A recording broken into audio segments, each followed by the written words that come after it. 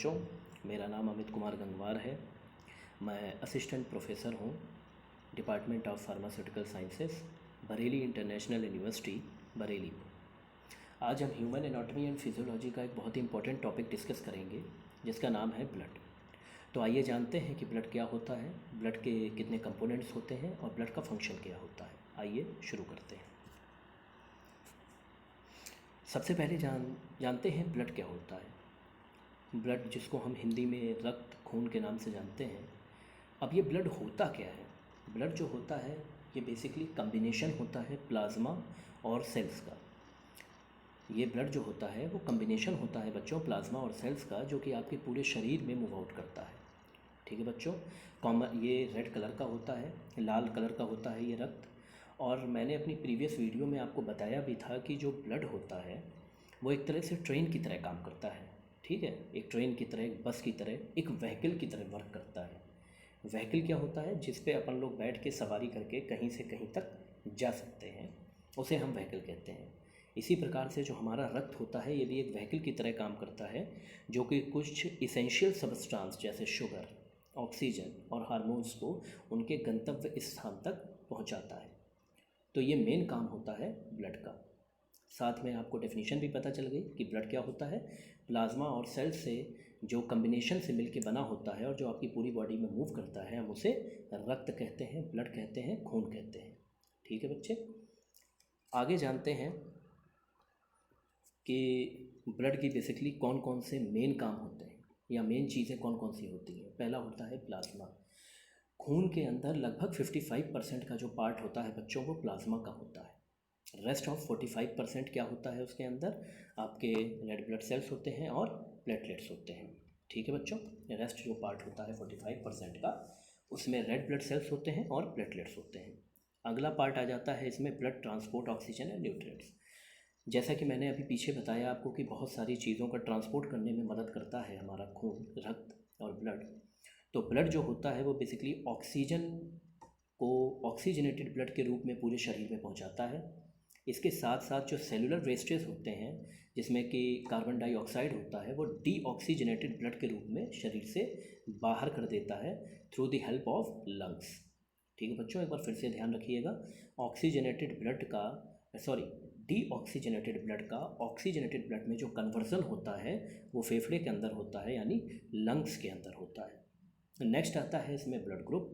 Blood group के बारे में डिस्क्रिप्टिव वीडियो मैं अपने नेक्स्ट पार्ट में बनाऊंगा। फ़िलहाल के लिए आप ब्लड ग्रुप के बारे में इतना जान लीजिए कि हमारे दुनिया में अभी 4 तरीके के ब्लड ग्रुप पाए जाते हैं। इसमें ओ ब्लड ग्रुप है, ए बी ब्लड ग्रुप है, बी ब्लड ग्रुप है और ए ब्लड ग्रुप है। इनके ऊपर एक साइन होता है पॉजिटिव और नेगेटिव। अब ये पॉजिटिव और नेगेटिव RH फैक्टर होता है, जो कि मैं अपनी नेक्स्ट वीडियो में जब बनाऊंगा तो मैं आपको बताऊंगा कि RH फैक्टर क्या होता है और ब्लड ग्रुप क्या होता है और कैसे ये ब्लड ग्रुप एक दूसरे से डिफ्रेंशिएट करते हैं या डिफरेंट होते हैं। इसमें यूनिवर्सल डोनर क्या होता है और यूनिवर्सल एक्सेप्टर क्या होता है, तो इसके बारे में मैं अपनी नेक्स्ट वीडियो जब बनाऊंगा तो मैं आपको जानकारी दूंगा। इसके बाद आते हैं कंपोनेंट्स। अब ये मेन कंपोनेंट्स क्या होते हैं ब्लड के, तो आप लोग ये जान लीजिए कि सबसे पहले आता है प्लाज्मा, नंबर 2 पे आता है WBC, नंबर 3 पे आता है आपका रेड ब्लड सेल्स और नंबर 4 पे आता है आपका प्लेटलेट्स। ब्लड के ये 4 बहुत ही इंपॉर्टेंट कंपोनेंट्स होते हैं। ये बहुत ही इंपॉर्टेंट एक तरह से कहूँगा मित्र होते हैं जो ब्लड के साथ रहते हैं। इन्हीं से मिल करके ब्लड बना होता है, यही एक तरह से ब्लड को बनाते हैं, यही ब्लड होता है। ठीक है, जो ये 4 मेन कंपोनेंट्स होते हैं, इसीलिए मैं बार बार इस वर्ड पे जोर दे रहा हूँ कि ये 4 इम्पॉर्टेंट कंपोनेंट्स हैं, ये 4 महत्वपूर्ण तत्व हैं ब्लड के। ठीक है, इसमें सबसे पहले बच्चों आता है प्लाज्मा। अब प्लाज्मा क्या होता है? प्लाज्मा जो होता है बेसिकली 55% जो पार्ट होता है, जो कि जो इसका 55% पार्ट होता है ब्लड का, उसमें प्लाज्मा ही मूव आउट करता है।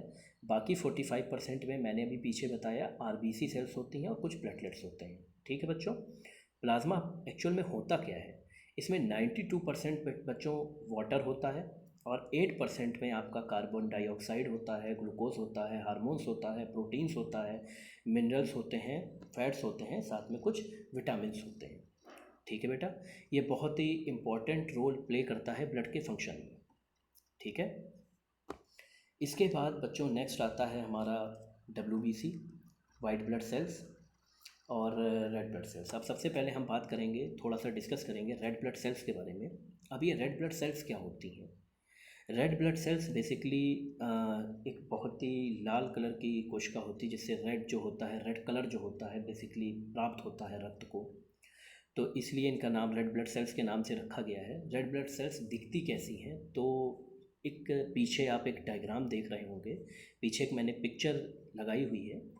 रेड ब्लड सेल्स जो होते हैं बेसिकली फ्लैटेंड डिस्क शेप के होते हैं, ठीक है। और फ्लैटेंड डिस्क शेप के होने के साथ साथ ये ब्लड में मूव करते हैं। बेसिकली इसमें ऑक्सीजन प्रेजेंट होता है, इसमें ऑक्सीजन प्रेजेंट होता है जो कि ये लंग से कैरी करते हैं, ठीक है। इसमें हीमोग्लोबिन पाया जाता है। हीमोग्लोबिन जो होता है एक तरह से प्रोटीन कंटेंट पार्ट होता है, जिसमें कि आयरन प्रेजेंट होता है। और आयरन जो होता है वो बेसिकली आपका रेड कलर मार्क करता है, ठीक है बच्चों। या हीमोग्लोबिन जो होता है, इसको हम विकटित करेंगे तो इसमें आयरन जो होता है वो मुख्य होता है, ठीक। अब इसमें जो नॉर्मल लाइफ स्पैन होती है आरबीसी की, वो 3 से 4 महीने की होती है। ये नॉर्मली 3 से 4 महीने तक ही हमारे ब्लड में रहता है। उसके बाद क्या होता है, इसकी जगह नई आरबीसी सेल्स जो होती हैं वो जगह ले लेती हैं, और पुरानी सेल्स जो बूढ़ी कोशिकाएं होती हैं वो धीरे धीरे अपने आप को वहाँ से विड्रॉल कर लेती हैं या ख़त्म हो जाती हैं। बेसिकली 2 मिलियन ब्लड सेल्स जो होती हैं वो पर सेकंड इनका फॉर्मेशन होता है आपकी आरबीसी का। कितनी होती है बच्चों? 2 मिलियन ब्लड सेल्स जो होती हैं वो एवरी सेकंड जो होता है इनका फॉर्मेशन होता रहता है। इसके साथ क्या होता है, जो सिंगल ड्रॉप या पर माइक्रो लीटर, जो अगर हम ब्लड को अगर हम देखेंगे तो उसमें 4.5 to 6.2 मिलियन आरबीसी सेल्स पाई जाती हैं मैन के अंदर, और 4.0 to 5.2 मिलियन सेल्स पाई जाती हैं आपकी वुमेन के अंदर। याद रखिएगा, ये बहुत ही इंपॉर्टेंट एक तरह से मार्कर होता है। कभी कभी ये एग्ज़ाम में पूछ लिया जाता है आपके मल्टीपल चॉइस में, ठीक है बच्चों।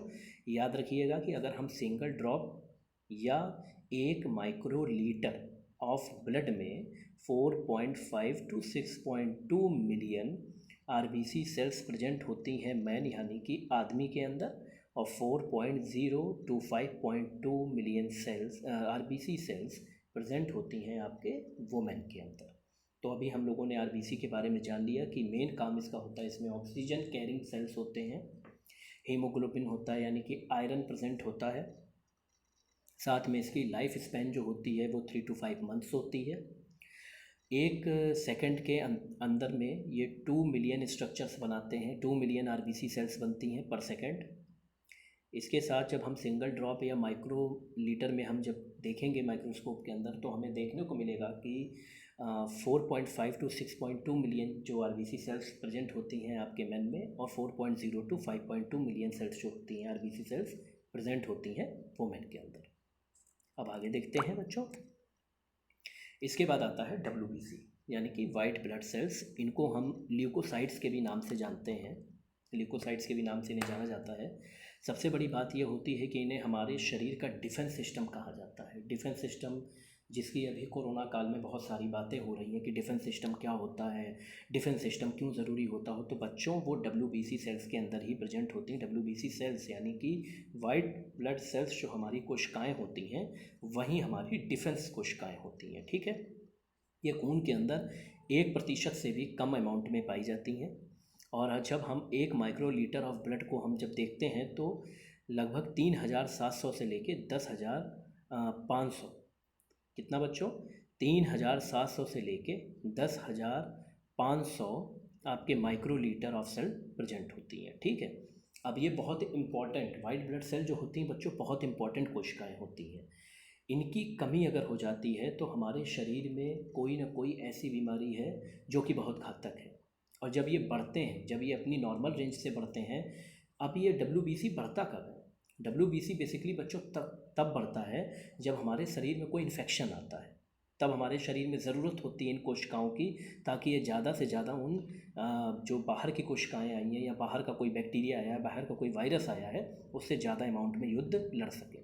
अब ये क्या होता है इम्यून सिस्टम, ये कैसे काम करता है, ये मैं आपको आगे बताऊँगा, ठीक है बच्चों। अगली बात हम करते हैं प्लेटलेट्स की। अब ये प्लेटलेट्स क्या होते हैं, इनको थ्रोम्बोसाइट्स के नाम से जाना जाता है, ठीक है।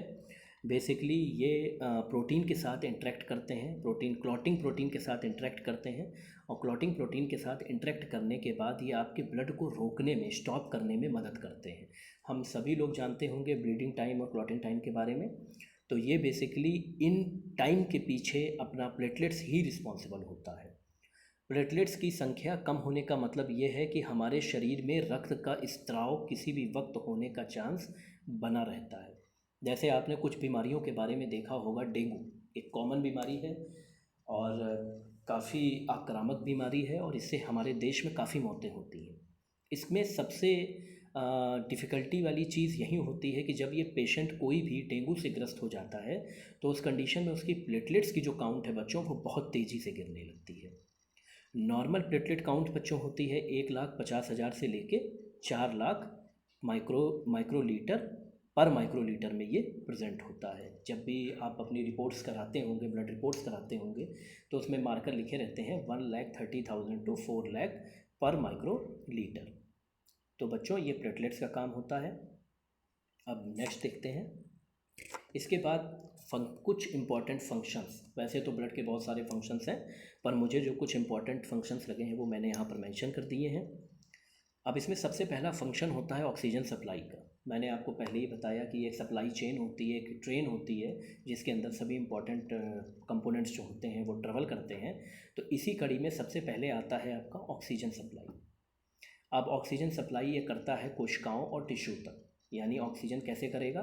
जब डीऑक्सीजनेटेड ब्लड जाएगा फेफड़ों में और वहाँ पर परिवर्तित होगा, फिल्टर आउट होगा ऑक्सीजनेटेड ब्लड, तो ये सभी कोशिकाओं को ऑक्सीजनेटेड ब्लड जो होगा वो पहुँचाएगा। नेक्स्ट आता है इसेंशियल न्यूट्रिएंट्स। अब इसेंशियल न्यूट्रिएंट्स कौन से हैं? Amino acids, fatty acids, glucose, ये सारे के सारे इसमें ट्रेवल करते हैं और जहाँ जहाँ जिन ऑर्गन्स को ज़रूरत होती है वहाँ पर उन्हें ये पहुँचा देते हैं। अगला आता है रिमूविंग ऑफ वेस्ट मटेरियल। जो भी कोशिकाओं के यानी सेलुलर वेस्ट मटेरियल्स को ये रिमूव करने में बहुत ही ज़्यादा सहायक होता है। ठीक है बच्चों, जो भी आपके रिमूविंग वेस्ट मटेरियल्स हैं इनका नाम भी हम जानते हैं, कार्बन डाइऑक्साइड, यूरिया और लैक्टिक एसिड, इसको हमारे शरीर से बाहर करने में मदद करता है। ठीक है बच्चों।